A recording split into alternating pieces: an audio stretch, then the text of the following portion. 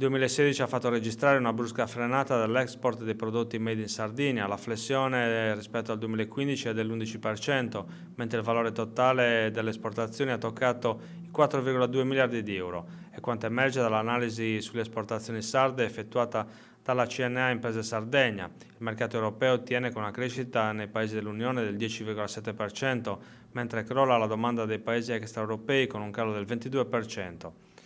Il valore delle esportazioni in questo caso si attesta in poco meno di 2,5 miliardi di euro. L'industria petrolifera, che da sola pesa per l'81% dell'intero export sardo, ha perso rispetto al 2015 il 12,5%.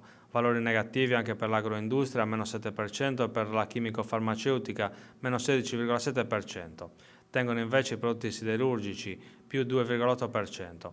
L'analisi della CNA sottolinea come ci sia una dinamica complessivamente negativa per tutte le principali attività industriali dell'export sardo. La caduta dell'export in un anno, il 2016, in cui l'economia nazionale ha mostrato effetti espansivi, è un pessimo segnale per l'economia isolana, hanno commentato Pierpaolo Piras e Francesco Porcu, rispettivamente presidente e segretario regionale della CNA. Fatichiamo sempre più a reggere la sfida dei mercati globalizzati e a contrastare il processo di desertificazione produttiva in atto nel nostro sistema industriale. Il nostro report, inoltre, continuano i vertici della CNA, mette impietosamente in evidenza quanto l'export sardo sia ancora eccessivamente legato ai prodotti petroliferi e quindi alle sorti di una sola grande industria.